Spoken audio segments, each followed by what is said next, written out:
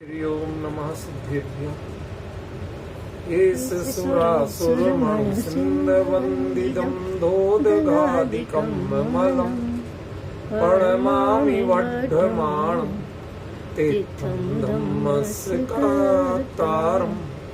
शेषे पुण्यतीर्थहरे ससौवसिद्धे विशुद्धसाभावे समणे अणानदंस चरित तव वीर्यायारे ते सौवे समगम पतेगमेव पतेगं वन्दामि अवट्टन्ते अर्हन्ति मानुषे खेते किच्चा अरिहन्ताणं सिद्धाणं तैणमो गणहराणं अज्जावैवगाणं साहूणं चैव सौवेसिं तेसिं विशुद्धदंसं प्राणपहाणासमं समासेज्य ओवसंपयामि सम्मं जगतो निर्वाणसम्पत्ति। प्रवचन सार परमागम ज्ञान तत्व प्रज्ञापन महाधिकार गाथा 22 पृष्ठ 39। रत्थि परोक्षम किंच वि समंत संवक्ख गुण समेधस अखातीदस सदा स एव हीणान जादस।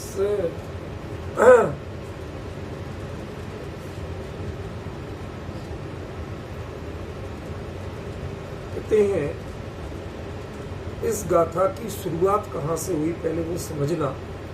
पिछली गाथा में जो चर्चा आई थी ज्ञान जात की, निर्दोष पर्याय किसको कहा था, निर्दोष परिणति किसको कहा था, ज्ञान जात। ज्ञान का स्वाभाविक परिणमन, जिसमें किसी का प्रभाव नहीं है, किसी का दबाव नहीं है, किसी का हस्तक्षेप नहीं है और किसी के सहयोग की अपेक्षा भी नहीं। ये दो चीजें होती, ज्ञानावरणी कर्म का दबाव उदय और दूसरा अर्थ और आलोक की अपेक्षा, इंद्रिय ज्ञान के सहयोग की अपेक्षा। तो जिसे किसी सहयोग की अपेक्षा भी नहीं है और जिसके ऊपर किसी प्रकार का कर्म के उदय क्षोभसम आदि का दबाव भी नहीं है, उसका नाम ज्ञान जात। ठीक है, ये चर्चा अपनी पिछली गाथा तक आ गई थी। तो वो जो ज्ञान जात है उसमें सभी लोकालोक स्वयमेव आके प्रतिष्ठित होते हैं। कैसे प्रतिष्ठित होते हैं वह उसका उत्तर।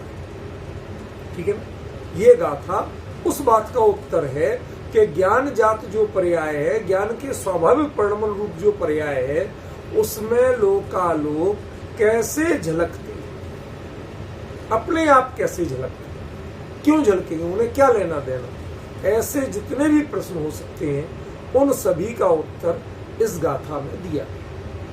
इसका अर्थ अपन करें, पहले तो जैसे क्रम में शब्द आचार्य देव ने दिए उसी क्रम से शब्दार्थ करते हैं, फिर जिस क्रम से लिखा है अपन ने उस क्रम से चर्चा करेंगे।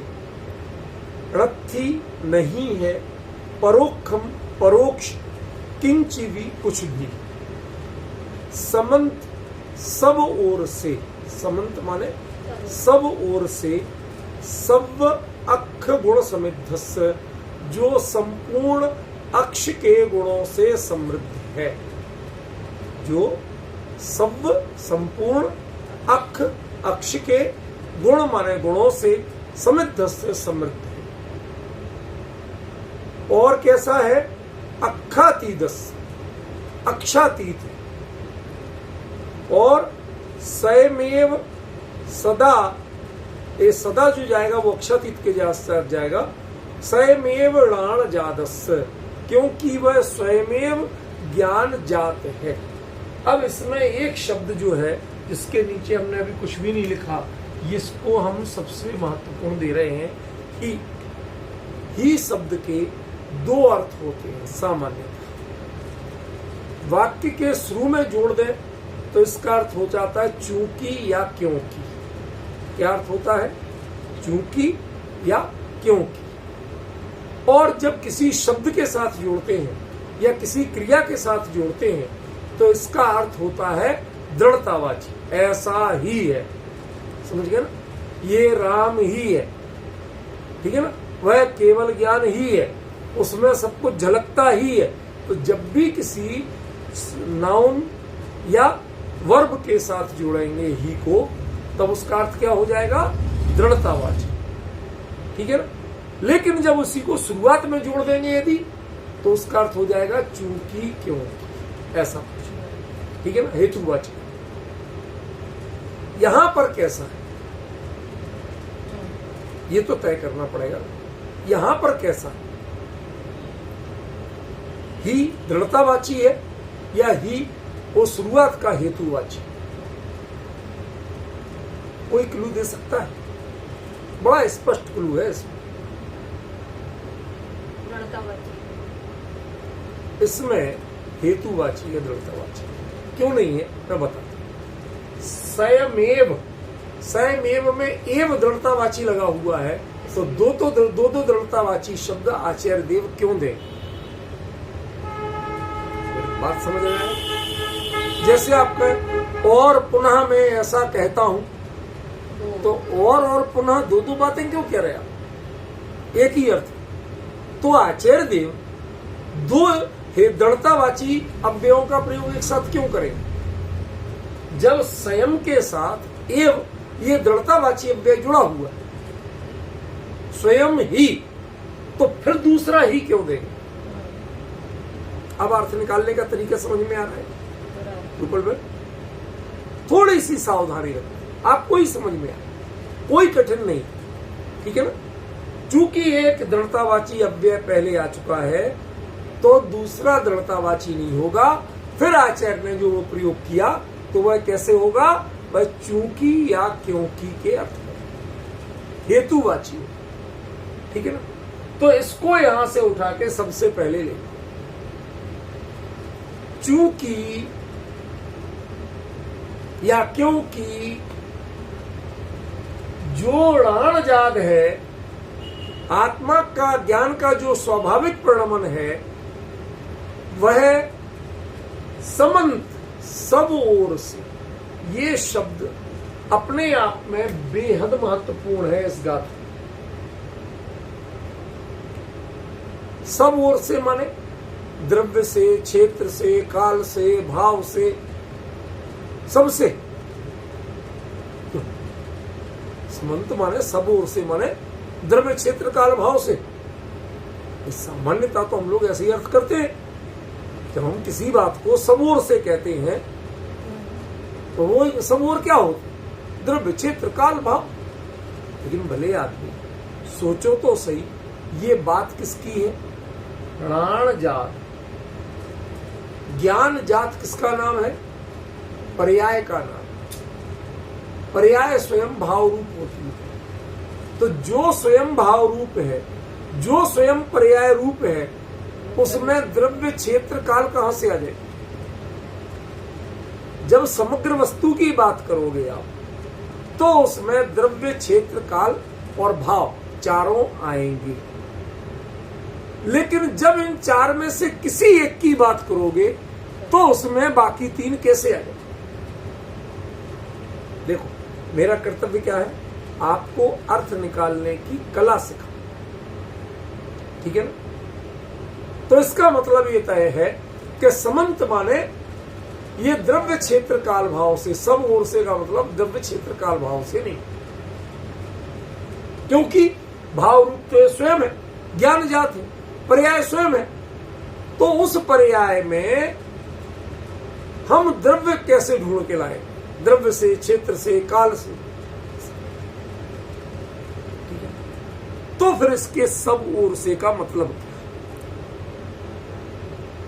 ये मैं इस तरह से इसलिए लेता हूं शांति भाई जी, बहुत से भ्रम हमारे लोगों को बने रहते हैं, कुछ पंडित लोग पैदा कर देते हैं, समझ गए ना। हम अपने आप में कभी स्वयं समझने की कोशिश नहीं करते, हम हमेशा समझने की कोशिश करते दूसरों ने इस बारे में क्या। बहुत हिम्मत की तो पंडिताई करना होगी तो 2-4 लोगों के मत लगा दे। इस बारे में अमृतचंद्राचार्य ये कहते हैं, इस बारे में जयसेनाचार्य ये कहते हैं, इस बारे में जयचंद जी पंडित जी ये कहते हैं, इस बारे में गुरुदेव श्री ने ये कहा। ये तो ठीक है, लेकिन हम अभी आपसे पूछ ही नहीं रहे क्या अन्य आचार्यों ने या विद्वानों ने क्या कहा। हमारी चर्चा का विषय क्या है? कुंद कुंद यहां क्या कह रहे हैं। तुम पहले कुंद कुंद क्या कह रहे हैं वो निकाल लो, फिर दूसरों ने क्या कहा है लाना। आज हमारे स्वाध्याय शैली में सबसे बड़ी कमी क्या होगी? पॉइंट समझ में आ रहा शांति भाई? सबसे बड़ी कमी क्या हुई?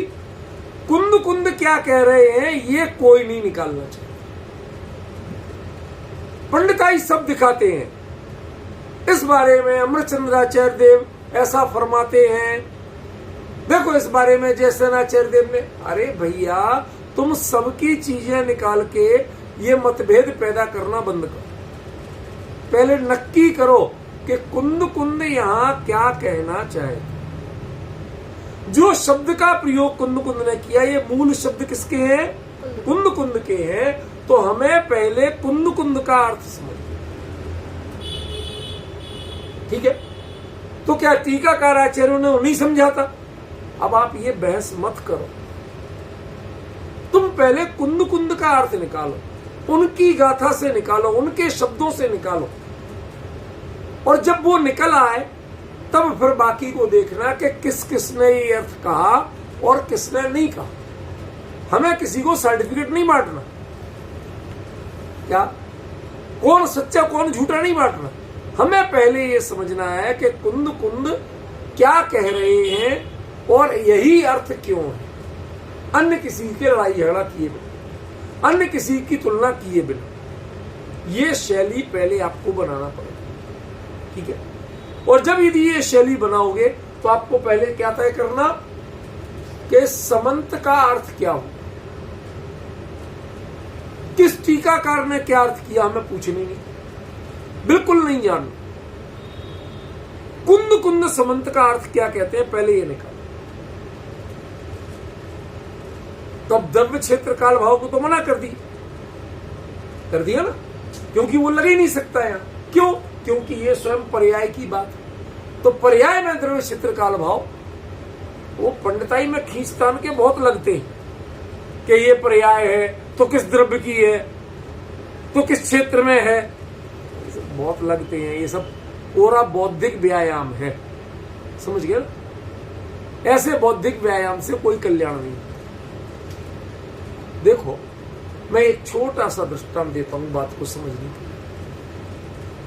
पुराने जमाने में लेडीज चक्की पीसती थी, आटा तो आटा तो पिसता था ना, कितने फायदा, वही गेहूं जो भी, कितने फायदे। पहला फायदा कि शुद्ध मर्यादा का मिलेगा, कोई बदला बदली नहीं कर सकता उसमें, ठीक है? दूसरा, कितना मोटा पतला कैसा करना आप अपने एडजस्ट करके पीसती थी, तो धर्म की मर्यादा भी रही, और जैसा आपको पकाना है, जो चीज पकाना उसके हिसाब से दलिया पीसना, मोटा आटा पीसना, बारीक पीसना, सारी जुगाड़ आपके पास होती है, ठीक है ना? सचिन ध्यान से सुनो भाई, इधर उधर दिमाग मत भटका। तो दूसरी बात ये होगी। तीसरी बात कि आपके लिए ये सबसे बढ़िया नेचुरल जिम था, जिसमें पैसे बचते थे, लगते नहीं थे, ठीक है ना? माने प्रोडक्ट भी हो रहा है, धर्म भी निभ रहा है, स्वास्थ्य भी निभ रहा है, ठीक है ना? और पैसों की उल्टी बचत भी। आज की नई लड़कियां क्या करती हैं? जिम ज्वाइन करती, काय के लिए? पहले ऊट पटांग खा के चर्बी बढ़ाओ, फिर चर्बी घटाने के लिए जिम ज्वाइन करो। उसमें पहली समस्या टाइम की आती है। वो जो टाइम देगा, जो टाइम स्लॉट मिलेगा उसमें जाना, ठीक है? दूसरा, अब आपको किसी दिन कोई समस्या आ गई उसी समय, तो एडजस्ट कैसे करो? भाई अपने हाथ का आटा जो चक्की पीसना है गेहूं, आगे पीछे पीस सकते हो, पर वहां तो वो दूसरी समस्या। तीसरी, किसी दिन आपने कोई काम को किया, ज्यादा जोर की एक्सरसाइज होगी, अब उल्टा दर्द बढ़ रहा, जा नहीं पा रहे, काम नहीं कर पा रहे। चौथा, पैसा भी गया। और पांचवा, बीच में 2 दिन नहीं कर पाए तो छठवें दिन ज्वाइन कर रहा मुश्किल। अब जब गेहूं पीसने का काम घर में करना है तो सुबह नहीं करोगे, दोपहर को करोगे, दोपहर नहीं करोगे, शाम को करोगे, मींस डेली एक्सरसाइज होगी ही होगी। समझ गए? क्यों? नहीं तो रोटी नहीं बनेगी, खाना क्या खाओगे? तो ये जो हमारे तरीके हैं, मॉडर्न तरीके, जिसमें नुकसान ज्यादा है, लाभ नाम मात्र। क्यों? वो व्यायाम है, वो आपके जीवन की जरूरतें पूरी नहीं करता, वो दिखावा है, फैशन है। अंतर समझे ना? इसी प्रकार ये जो पांडित्य है ना, ये व्यायाम है। कौन से आचार्य ने क्या कहा, किस टीकाकार ने क्या कहा, ये जो तर्क वितर्क लड़ाने की जगह शांत परिणाम से पहले कुंद कुंद क्या कहते हैं। जब उन्होंने कह दिया अणान जात माने पर्याय है, माने ये पर्याय की बात है, तो इसमें द्रव्य क्षेत्र काल के झंझट में मत पड़ो। ठीक है? क्योंकि ये भाव रूप तो स्वयं। क्लियर हुआ? अब इस यदि समंत का अर्थ द्रव्य क्षेत्र काल भाव नहीं है तो फिर क्या है? किसी से पूछने मत जाओ, स्वयं प्रयास करो। समंत सब ओर से माने ये बात किसमें हो रही है, किसके साथ घटित हो रही है? ज्ञान जात, ज्ञान के स्वाभाविक परिणमन को आचार्य समंत कह रहे हैं। वो सब ओर से, तो सब ओर से ये किसका विशेषण है? ज्ञान का विशेषण है कि ज्ञान में झलकने वाले ज्ञेय का विशेषण?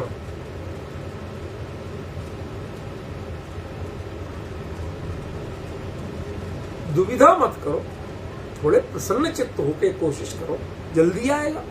टेंशन करोगे नहीं है। मैं टेंशन करने को नहीं कह रहा, मैं आपको उंगली पकड़ के चलना सिखा रहा हूं, ताकि आप चला कैसे जाता है दूसरों की वीडियो नहीं देखे, खुद चलने की कोशिश करें। अकेले पंडितों को नहीं सुने, स्वयं वो अर्थ करने की कोशिश करें। ये जो ज्ञान जात है, यह कैसी है? किंचिवी परोक्षम नत्थि, कुछ भी परोक्ष नहीं है, सब कुछ उसे प्रत्यक्ष है। तो सब कुछ प्रत्यक्ष है। जब ये कह रहे हैं तो ये सब कुछ प्रत्यक्ष, ये ज्ञेय हुआ या ज्ञाता हुआ? ये ज्ञेय हुआ, ये ज्ञाता नहीं है। ये ज्ञान की बात नहीं है, ये ज्ञेय की बात है। उस ज्ञान जात पर्याय में जो कुछ भी परोक्ष नहीं है, क्यों नहीं है? क्योंकि उसमें जो कुछ भी झलकता है वो नंबर 1 समंत सब ओर से झलकता है। आज हमारी इंद्रियां क्रम से एक एक पक्ष को सीमा पूर्वक ग्रहण करते। एक अच्छा आम लाओ, यूं देखो। चक्षु इंद्रिय कलर से देखती, घ्राण इंद्रिय गंध से देखती है, पका है कि नहीं, करते कि नहीं, समझ में? स्पर्श इंद्रिय जब दबा के देखते हो तो दबरा के नहीं दबरा, वो यही देखती, समझ गए? हर चीज को आप अलग अलग तरीके से देखते और अलग अलग तरीके से निर्णय करते। सही कह रहा हूं कि गलत? ठीक है ना? तो जब आप एक चीज लेते हो, हम कभी जब आम लेते हैं तो उसमें जैसे इन दिनों, अब तो खैर खत्म हो गए, बाकी चौसा आम आता। चौसा आम की खूबी है उसकी नीचे जहां चोंच सी होती है ना, तोते जैसी चोंच सी, उस पॉइंट पे दबा के पूरा आम टाइट हो, कोई कीमत नहीं। वो जो नीचे चोंच होती है ऐसी, उस चोंच पे टच करके देखो ऐसे, यदि जरा भी दब रहा है, इसका मतलब वो अंदर गुठली पे गलने लगा है। और वो आम टाइट ही अच्छा होता है, जरा भी ढीला हो जाए तो स्वाद भी फीका और स्वास्थ्य के लिए भी हानिकारक। ठीक है, तो आपने टच करके देखा, तो उस आम को आप कलर से लेंगे या टच करके लेंगे? क्यों? उसकी किसी चीज से पहचान, समझ गए? किसी चीज से पहचान नहीं है। फ्लेवर से सूंघ के देखो तो उसमें उतना पता नहीं चलता, उसका असली पता टच करने से। ठीक है ना? अब टच करके देख लिया आपने 10 आमों को कि 10 के 10 टाइट हैं उस जगह। अब आपको लेना एक है, कौन सा लोगे? कि अब सेकंड नंबर पे आ जाओगे कि जो टाइट भी हो और कलर भी अच्छा हो, हरे की जगह थोड़ा सा पका हुआ तो दिखे। भाई हरा तो बिल्कुल कच्चा भी हो सकता है, भाई टाइट तो बिल्कुल कच्चा भी तो होता है आम। तो फिर सेकंड नंबर पे आप किस पे आओगे? कलर। चलो, आपको 5 आम ऐसे मिले 10 में से। 10 में से टाइट तो 10 थे, लेकिन 5 ऐसे थे कि जो हल्के पीलेपन पे थे, तो आपने दूसरे नंबर पे पास कर ली। अब इसके बाद अब आपको और पे रखना है कि मजेदार कौन है ज्यादा, तो आप तीसरे नंबर पे सूंघ के देखें, जिसमें थोड़ी बहुत खुशबू पके की ज्यादा आ रही हो वो ले। ठीक है ना? चलो भाई, हो गया। अब 5 में से 2 में खुशबू एक जैसी आई। अब क्या करना? अब कैसे निर्णय करोगे कौन सा आम ज्यादा बढ़िया है? तो लास्ट में उसका छिलका उतारो, एक पीस समारो और चक्के देखो दोनों का एक एक पीस, किसमें ज्यादा स्वाद आया। तो आपने समंत का तरीका समझे? पहले स्पर्श से, फिर वर्ण से, फिर गंध से और लास्ट में रस से। जब आपने उनमें से एक चुना, एक सर्वोत्तम चुना, समझे?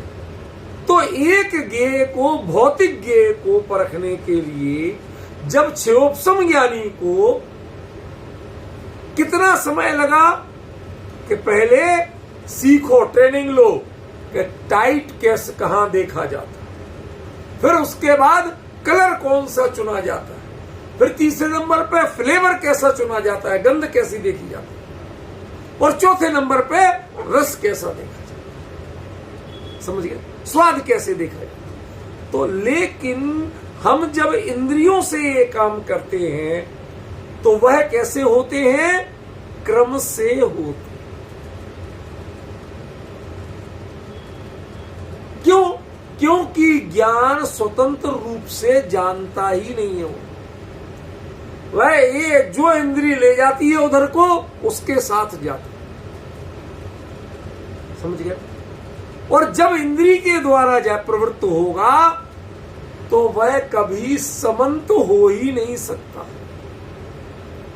सब ओर से जान ही नहीं सकता। क्यों? क्योंकि एक इंद्रिय एक कला की ही, एक विषय की ही एक्सपर्ट है, वो दूसरी चीज को जानती नहीं, उसमें सामर्थ्य ही नहीं, समझ गया? तो जो ज्ञान जात होना चाहिए वो कैसी होना चाहिए? अपने आप में समंत होना चाहिए, अपने आप में सब ओर से सक्षम होना चाहिए। आज दुनिया में बड़े से बड़ा डॉक्टर ले आओ, वो इंजीनियरिंग में 0 होगा, वकालत में 0 होगा, बताओ मिलेगा दुनिया में कोई कि जो सब ओर से हर चीज का हरफन मौला जिसे शब्द बोलते हैं, कहने की बातें हैं ये, एक्चुअली हरफन मौला कोई नहीं। क्यों? क्योंकि उनका ज्ञान, उनकी ज्ञान की पर्याय उसमें समंत की सामर्थ्य है ही नहीं। वो एक विषय पढ़े हैं, एक विषय की ही सामर्थ्य। क्यों? क्योंकि उनके ज्ञान जात में योग्यता नहीं है, ज्ञेय के इनपुट से वो ज्ञेय के ज्ञाता बनते। आपने कौन सा विषय पढ़ा उससे उसके ज्ञाता बनती है। ज्ञान स्वयं उस विषय का ज्ञाता नहीं है, उसका विशेषज्ञ नहीं। ज्ञान में वो ट्रेनिंग नहीं है। आज आप इंजीनियर बनोगे तो इंजीनियरिंग की पढ़ाई पढ़ना पड़ेगी कि बड़े होके अपने आप बन जाओगे? बताओ, नहीं बनोगे ना, पढ़ना पड़ेगी ना। डॉक्टरी करना है तो डॉक्टरी की पढ़ना पड़ेगी। कोई भी पर्याय ज्ञान में संपूर्ण सामर्थ्य है, लेकिन आपकी कोई भी ज्ञान की पर्याय बिना किसी इनपुट के अपने आप में समंत सब ओर से समर्थ है क्या? आपने डॉक्टरी की बात पूछी, डॉक्टरी का उत्तर हाजिर। आपने इंजीनियरिंग की बात पूछी, इंजीनियरिंग का उत्तर हाजिर।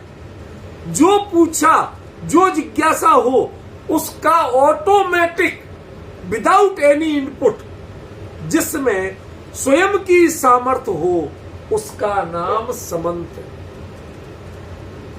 जब तक आपको ज्ञेय की अपेक्षा हो या उसके विषय के शास्त्र की अपेक्षा हो, तब तक वह समंत नहीं। जब तक समझाने वाले की अपेक्षा हो, तब तक वह समंत नहीं है। अब अंतर समझ रहे हैं? जो पर्याय कब बीत चुकी, अनंत काल पहले बीत चुकी, अनादिकाल जब बीत चुकी, वो भी आज उनके प्रत्यक्ष है। किंची भी परोक्षम थी। क्यों? क्योंकि उस ज्ञान पर्याय में समंतपना है। उसकी सामर्थ्य किसी भी विषय के प्रति कभी उदासीन नहीं, अप्रत्यक्ष नहीं है, कमजोर नहीं है, 100% एक्टिव है। इसका नाम समंत। समझ गए? ये द्रव्य क्षेत्र काल भाव नहीं है। हर पक्ष से जानने की सामर्थ्य जिसकी बिना विषय के स्वयं प्रकट है। पर्याय उस समय प्रकट हो या नहीं हो, लेकिन उसके ज्ञान में उस पर्याय को जानने की सामर्थ्य प्रकट है। क्या हुआ समंत का अर्थ, शांति भाई? पर्याय को लिया, सब ओर से जान लिया, ये समंत नहीं है। अरे जिसका ज्ञेय मौजूद ही नहीं हो सामने, उसको भी 100% क्लियर जानने की सामर्थ्य, उसका नाम समंत। मुद्दा ये नहीं है कि तुमने सामने क्या आया। अरे मैं तो सर्वज्ञ हूं ना, मैं तो सब कुछ जानता हूं, मेरा अपना मुझे ज्ञेय की जरूरत ही नहीं। जिनको ज्ञेय की जरूरत हो उनका ज्ञान कभी समंत नहीं हो सकता। ज्ञेयाधीन ज्ञान कभी समंत नहीं होता। पर्यायाधीन ज्ञान कभी समंत नहीं होता। क्यों? क्योंकि हर पर्याय वर्तमान में, शब्द ध्यान देना सचिन, क्या कह रहा हूं, हर पर्याय वर्तमान में उपलब्ध नहीं। और सर्वज्ञ कौन है? कि जो वर्तमान में उपलब्ध नहीं है, कभी हुई थी, भविष्य में होंगी, वो भी जिसके लिए प्रत्यक्ष हो, उसका नाम सर्वज्ञ। इसलिए आपको साधन नहीं जुटाना है, अपने आप को इतना मजबूत बनाना है, इतना बहुआयामी बनाना है कि सामने साधन एक भी ना हो तो भी तुम्हारा ज्ञान सबको प्रत्यक्ष जान सके। अभी समय लगेगा, इसका अर्थ अभी हो नहीं गया, तसल्ली मत कर लो। इसमें शब्द में बहुत गहराई है, बहुत गहराई। अभी तो एक पॉइंट चल रहा कि इसे ज्ञेय में चाहे वस्तु हो चाहे पर्याय हो, उसके वर्तमान में उसके सामने उपलब्ध होने की जरूरत नहीं है। जो उसके बिना ही, वस्तु और पर्याय के समक्ष आए बिना ही, वर्तमान में उपलब्ध हुए बिना ही, जो जिसको बिल्कुल क्लियर जानने में समर्थ है, ऐसा पहला अर्थ समंत का हो। इसके कई अर्थ हैं, अभी ये पहला लेवल है। इससे आपको धीरे धीरे केवल ज्ञान क्या होता है, सर्वज्ञता क्या होती है, इसका स्वरूप पता चले। मैं आपको एक छोटा सा दृष्टांत कभी कभी बीच में देना हो, क्या मैं एक दृष्टांत देता हूं। वो चक्रवर्ती भरत की कहानी सुनी हो कि वो सैनिक कहने लगे, अरे साहब लड़ाइयां हम लड़ते हैं, जीता हुआ राजा कहलाता है। समझ गए? ताकत तो हमारी लगती है, जान तो हमारी जाती है, जख्म तो हम झेलते हैं, और जीता हुआ राजा कहलाता है। तो उन्होंने क्या किया, बहाना गढ़ा, भाई ये उंगली टेढ़ी होके रह गई, सीधी नहीं हो रही, पता नहीं क्या बात, रोग हो गया, क्या हो गया। तो वैद्य बुलाए, वैद्यों ने लेप पेप किया, कुछ काय को होना था, टेढ़ी तो जब तुमने की है उसे सीधा कौन करे। समझ गए ना? नहीं हुआ तो फिर मालिश करने वाले बुलाए, उन्होंने खूब मालिश की, लेकिन वो चक्रवर्ती की उंगली थी, तुम्हारी ताकत उस पर क्या काम करेगी। तो उनसे भी कुछ नहीं हुआ। फिर झाड़ फूक करने वाले बुलाए, जो शुद्ध सम्यक्तु के, छायक सम्यक्तु का धनी हो, वो उस पर ये बातें कहां असर करनी, काहे की झाड़ काहे की फूक। समझ गए ना? वो भी बेचारे फेल हो गए। फिर उन्होंने खुद सलाह दी, एक काम करो, इसमें जंजीर बांध, और जंजीर बांध के सैनिक लग जाओ, उधर खींचो। धीरे धीरे धीरे धीरे कोई नहीं कर पाया तो पूरी सेना लगा दी, सेनापति भी लगा दी। अब वो सब पकड़ के इसको जंजीर से खींचने की कोशिश कर रहे हैं कि सीधा हो। तो सीधा तो नहीं हुआ, लेकिन चक्रवर्ती ने जरा सा झटका दिया तो सारे के सारे औंधे मुंह पड़े दिखाई दिए। इसका मतलब क्या हुआ, वो दोनों आए तुरंत, महाराज हमारी भूल क्षमा कर, हम समझ गए आप ये सब क्यों कर रहे हो नाटक। हमने ये कहा था कि चक्रवर्ती खुद तो बैठे रहते हैं, एक चम्मच भी नहीं हिलाते, सेवा करवाते रहते हैं, मौज करते हैं, रत्न की हजार हजार देव सेवा करते हैं, उन रत्नों से काम कराते हैं, और चक्रवर्ती खुद कहलाते। जान हम लोग सैनिक देते हैं, लड़ाई हम लड़ते हैं, सेवा सारी हम करते हैं, चक्रवर्ती ये कहलाते। अब वो पता चला कि हम सबकी सामर्थ्य कुछ भी नहीं थी, जो सामर्थ्य थी वो आप में ही थी। हम सबकी सामर्थ्य भी आपके आगे 1 बराबर भी नहीं। ऐसे ही संपूर्ण ज्ञेयों की जो सामर्थ्य है, संपूर्ण साधनों की जो सामर्थ्य है, वह उस ज्ञान जात के आगे कुछ भी नहीं है। क्यों? क्योंकि वह ज्ञान जात समंत है।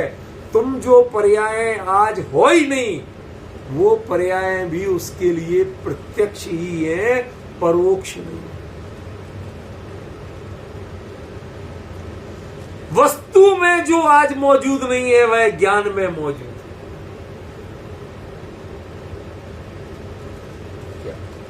समंत माने वस्तु में जो मौजूद नहीं है, वह ज्ञान में मौजूद। वस्तु में मौजूद है कब?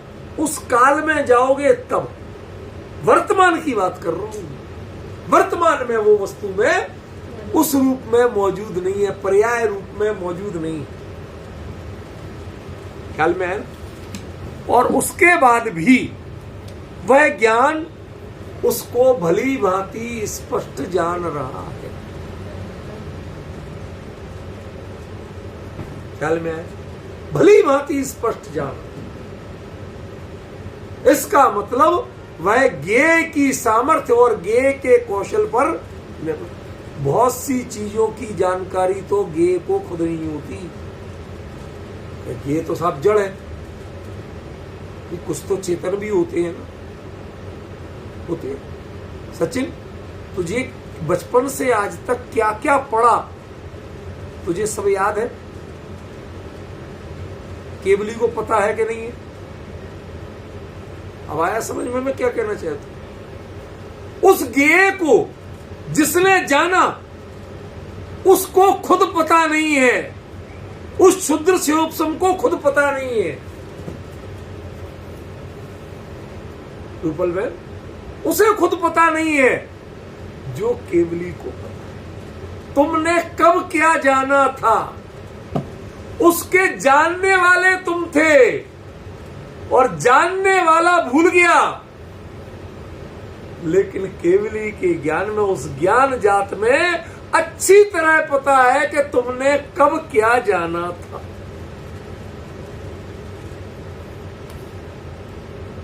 महिमा किस बात की? ऐसी बात की तो है, हम पढ़ रहे, हम लिख रहे, हम वस्तु को रख रहे और हम भूल गए।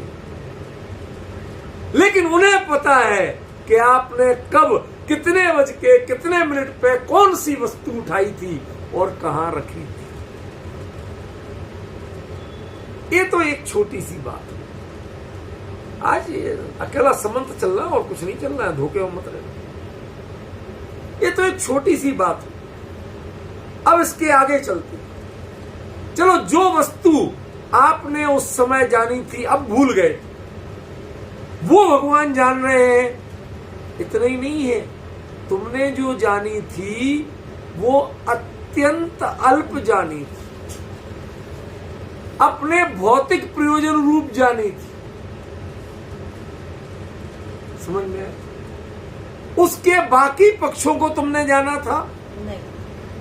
उस वस्तु में कितने और गुण हैं, क्या विशेषताएं हैं, ये पता था तुम्हें। चलो वर्तमान पर्याय को वो ज्ञान नहीं है, जिस पर्याय को ज्ञान था, जिस पर्याय ने उसे जाना था, उस पर्याय को क्या वाकई में ज्ञान था? माने जिसके पास डिग्री है, कभी ऐसा करना कि एक नोटों की गड्डी बैंक से निकाल के लाना पूरी, शांति भाई, क्या एक गड्डी निकाल के लाना, उसमें नोट गिन लेना, पूरे 100 है, 2,000 के 100 नोट, 2 लाख हो गए। शांति भाई, आपने बरोबर काउंटिंग की कि नहीं की?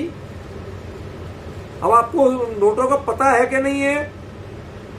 है तो बताओ 100 के 100 नोटों में अलग अलग नंबर क्या है?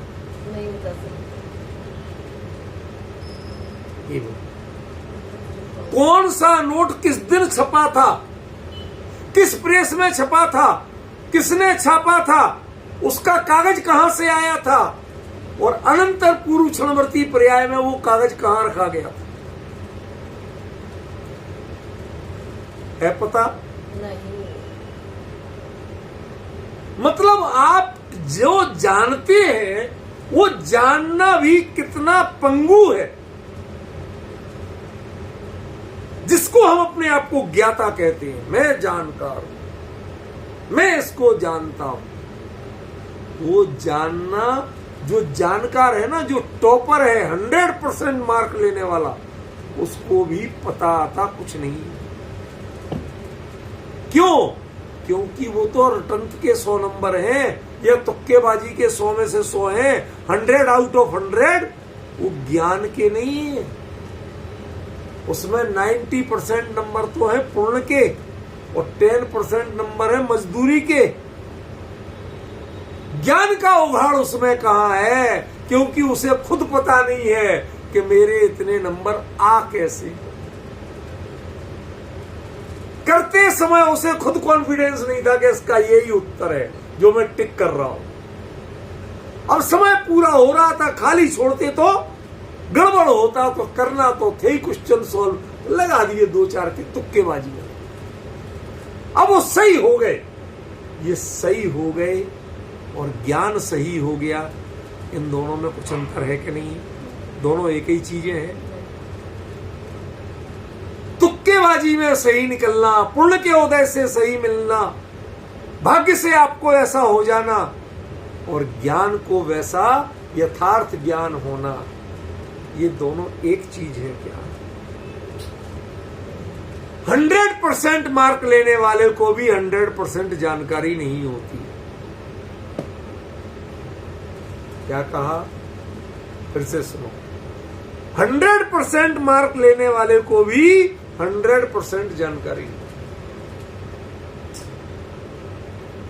होती है। एक बुक से आप 1000 प्रश्नों के उत्तर सॉल्व करके पढ़ के याद करते सीखते हो गाइड बुक से। क्या आपको पता है कौन सा उत्तर किस नंबर प्रश्न, उस प्रश्न का नंबर क्या था, कौन सा पेज नंबर था, कौन सी पंक्ति नंबर में, किस नंबर के क्रम पे वो शब्द पे लिखा था? कुछ पता है? फिर भी हम अपने आप को कहते हैं कि हमें ज्ञान है। समझ में? यही नहीं पता, फिर भी अपने आप को हम ज्ञाता मानते। एकमात्र क्षयोपम में नंबर लेने वाली परिणति को आप ज्ञान की उपलब्धि मानते, जबकि उसकी कितनी विविधताएं हैं, बहुत। और थोड़ा नीचे गहरे उतरे तो उसमें जो आ लिखा था ना, आ में स्याही के कितने परमाणु लगे थे? है कोई ज्ञाता? जितने आ उसमें छपे थे सब में उतने ही परमाणु लगे थे। अब आपको बात समझ में आ रही मैं क्या कहना चाहता? जो उसके नीचे कागज के रेसे थे वो किस किस उसके लिए जो बांस या लुगदी जो सामान आया था, कहां से, किस खेत से, कहां से उग के कैसे कैसे परिणमित होके आया था? ये आप तो कहते शांति भाई बधु खबर छे, कहां है बधु खबर? कहते यहां जितने हमें ज्ञान है ना, IAS टॉपर 100 आउट ऑफ 100, ये सब अत्यंत लूले लंगड़े ज्ञान है, अध कचरे ज्ञान है।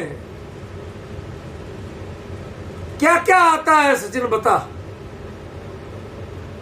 जितने नोट जेब में हैं गिन के रखे थे, अकेले गिनती ही आती है और कुछ नहीं।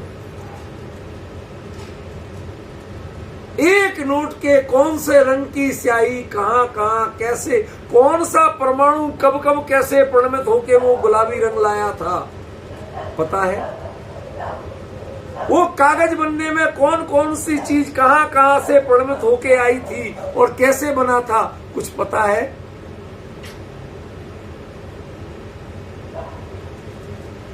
जबकि केवली को हर चीज का पता है। क्यों? क्योंकि उसकी जो ज्ञान जात है ना वो समंत।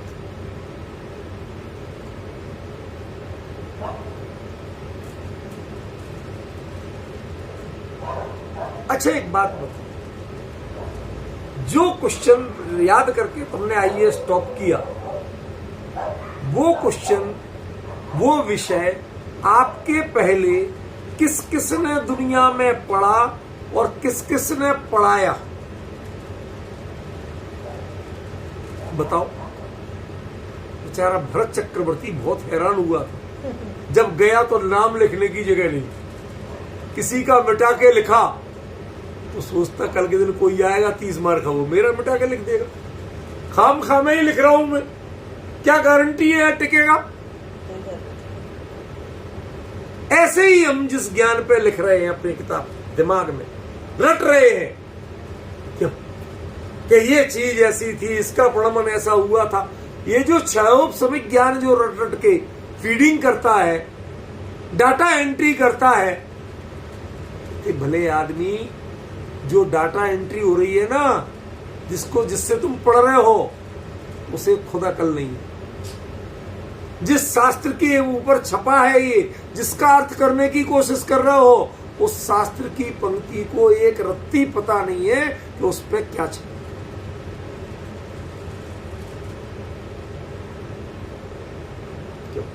अब किसके लिए ढोक देते हो आप? जा वाणी के ज्ञान ते सूझे लोकालोक, ये जो ढोक देते हो ना, ये किसको देते हो?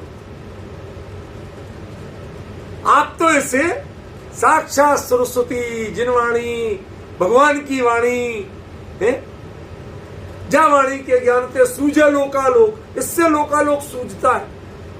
अरे भले आदमी, पहले तय तो करो इसे कुछ सूझता है क्या? इसमें जो छपा है उसका एक काना मात्रा ज्ञान भी इसे नहीं, और जो आज तक छपा ही नहीं। अनंत तीर्थंकरों ने कब कब क्या क्या बोला था, कहां कहां बैठ के बोला था, कौन कौन उनके श्रोता हुए थे। क्यों भाई साहब? वो उसके लिए संबंध परफेक्टली पूरा का पूरा पता है। अब समझ में आया कि जो हमारे यहाँ हम पंडित कहते हैं, अपने आप को ज्ञानी कहते हैं, याद है, बहुत अच्छा जानकार है, बहुत ज्ञानी जीव है, ये क्या है? चुईया को हल्दी की गांठ मिल गई और उसने अपने आप को पंसारी मान लिया। हल्दी होलसेल, हल्दी विक्रेता, एक गांठ मिल गई। समझे? ऐसे हम अपने आप को जिनवाणी का पंडित नेम प्लेट पे लिख देते हैं, पंडित। समझ में? शास्त्री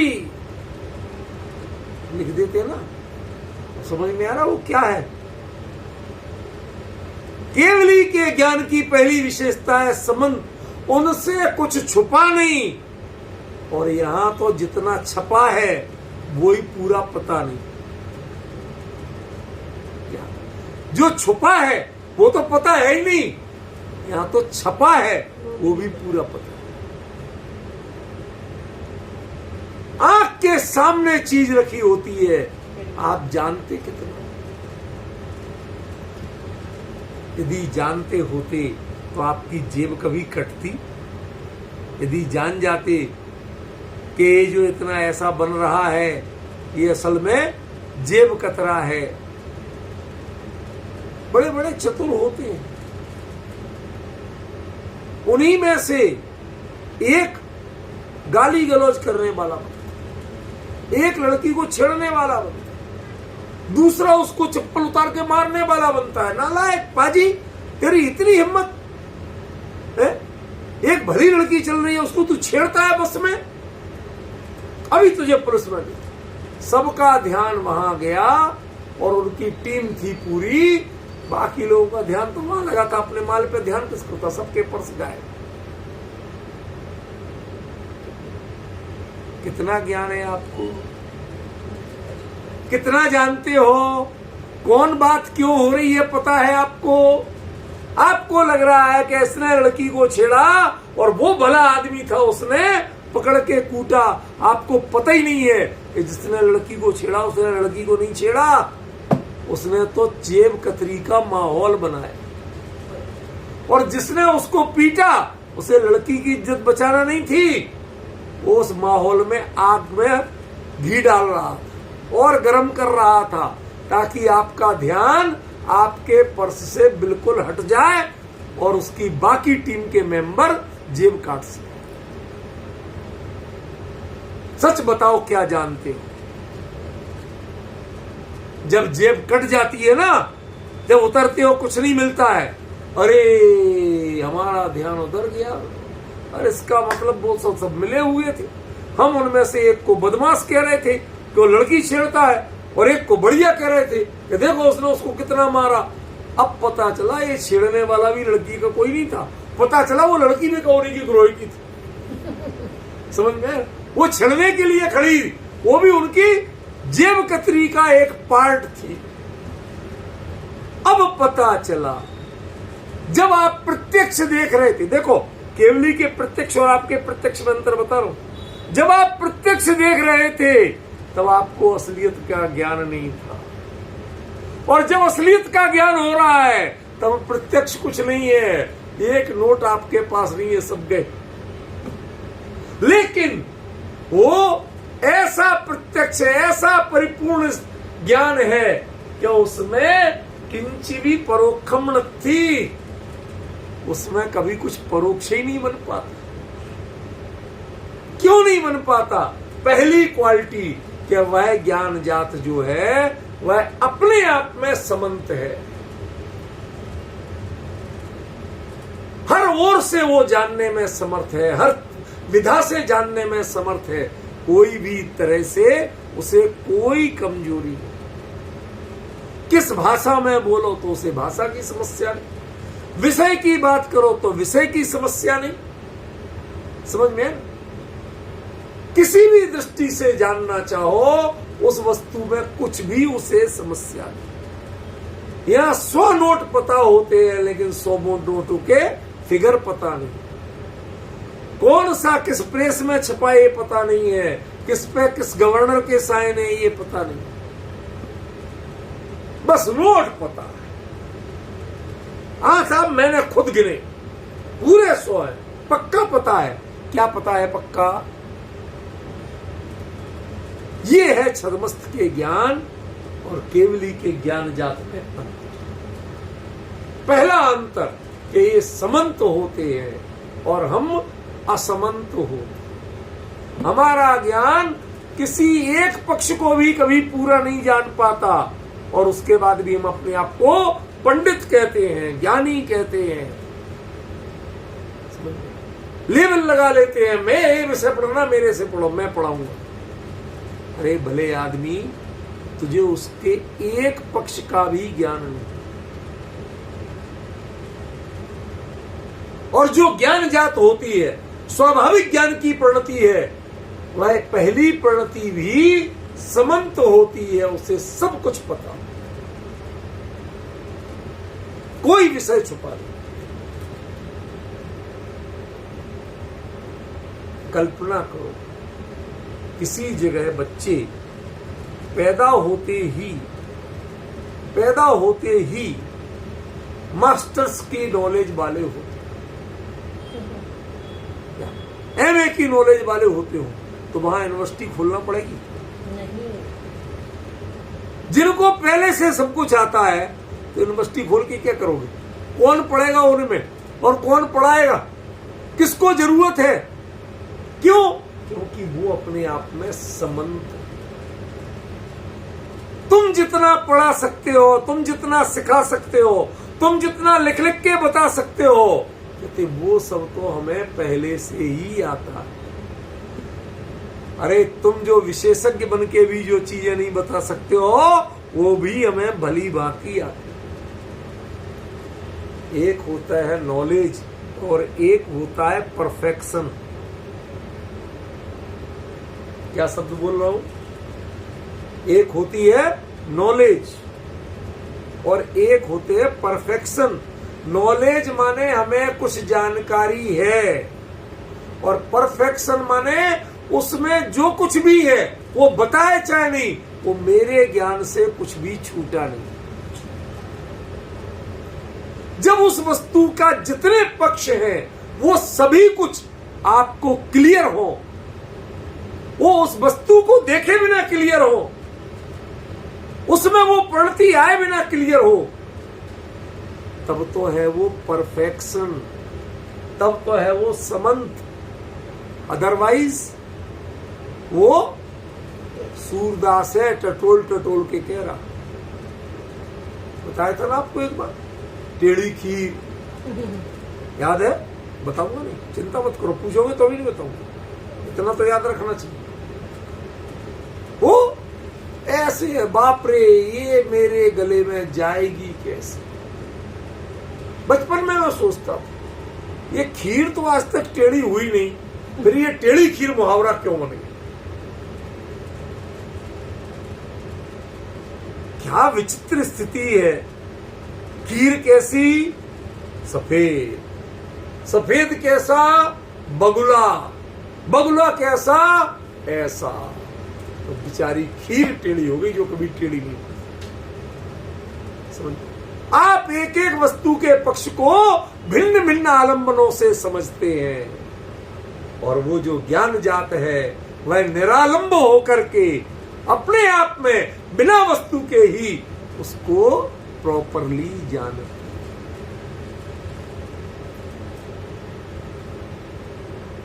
ये है समंत। कोई ऐसा पक्ष नहीं जो नहीं जानता, कोई ऐसी प्रणति नहीं जो नहीं जानती, कोई ऐसी विशेषता नहीं जो नहीं जानती। आज बड़े से बड़े स्कॉलर और रिसर्चर किसी एकाध पक्ष पे ही नोबेल पुरस्कार पा जाता। उस परमाणु में जितनी सामर्थ्य है, हमारे आचार्य कहते हैं कि एक समय में 14 राजू गमन कर सकते। आज तक जितने भी मैक आदि बने हैं, मैक समझते हो, आवाज की ध्वनि, ठीक है ना, उनकी जो आवाज की चाल होती है ना, उसको मैक कहते हैं। एक स्पीड बनी हुई है, आवाज हम बोलते हैं और आप तक पहुंच रही, इसको मैक कहते हैं, ठीक है ना। जब इससे स्पीड क्रॉस कर जाए तो उसे मैक 1, मैक 2, मैक 3 ऐसे अलग अलग स्पीड की परिभाषाएं बनती है। लेकिन जितनी भी मैंने मैक पढ़ी हैं, अभी अधिकतम लोग मैक 7 तक की बात करते हैं।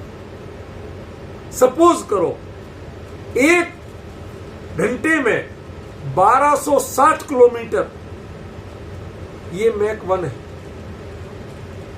सपोज करो शब्द का, मैंने मुझसे बहस मत करना, इस किताब में ये छपा है, बहस मत करना, ये तो मैं एक दृष्टांत दे रहा हूं। 1260 किलोमीटर 1 घंटे में मैक 1 है और 2520 किलोमीटर ये मैक 2 है। अब उसको और 1260 जोड़ दो, मैक 3 है, और 1260 जोड़ दो, मैक 4 है। होते होते 1 घंटे में यदि 13,000 किलोमीटर से ऊपर जाए तो साहब मैक 7 कहा आपने, जोड़ते जोड़ते। समझ में आपने कितना निकाला? 1 घंटे में 13,000 किलोमीटर। माने आपकी अभी जितनी रिसर्च है वो कहां तक जा पाई? 1 घंटे में 13,000 किलोमीटर। और 13,000 किलोमीटर एक राजू भी नहीं होता। आपके सारे कैलकुलेट करने से थक जाएं, उतना तो एक राजू होता है। और लोग कितना है? 14 राजू तंगनम है कि नहीं है? और इतना वह परमाणु एक समय में, आज तक ये तो वैज्ञानिक एक समय की काउंटिंग नहीं कर पाए। सेकंड के 100वें हिस्से तक भले ही पहुंचे हैं, लेकिन समय उससे भी अत्यंत सूक्ष्म है। तो एक समय में 14 राजू गमन करता है। तुम्हारी मैक का आधार घंटा है, मिनट नहीं है, सेकंड नहीं है, और समय का तो तुम्हें पता ही नहीं। समझ गए? अब ये क्षमता किसको प्रकट होगी? कि जो समंत होगा, जो सब ओर से जानने में समर्थ होगा, जिसे कोई भी चीज छुपी हुई है ही नहीं। वो बिल्कुल गायब हो जाए तो भी उनके ज्ञान से छुपी हुई नहीं, उसका नाम समंत। कल में निर्णय करना सीखो, पहचानना सीखो। एक का निर्णय नहीं करोगे तो ये सबक गुण समझ में नहीं है। ये समंत जो है वो अख्यातिदस्य के साथ भी जुड़ेगा, समंत राणजादस्य के साथ भी जुड़ेगा। समझ गया ना? इसलिए इसको थोड़ा सा क्लियर करना जरूरी है। ठीक है, आज समय हो गया, कल आपको इसकी तालमेल इसके साथ सिखाएं। ठीक है ना? एक एक करके समझो, आपको एकदम केवल ज्ञान क्लियर होने लगेगा। वास्तव में केवल ज्ञान लोकालोक को जानता कैसे, बिना प्रयास किए कैसे जानता है, ये आपको यहां गाथा में समझ में आना चाहिए। समझे? चलिए विशेष चर्चा हम कल करेंगे। आज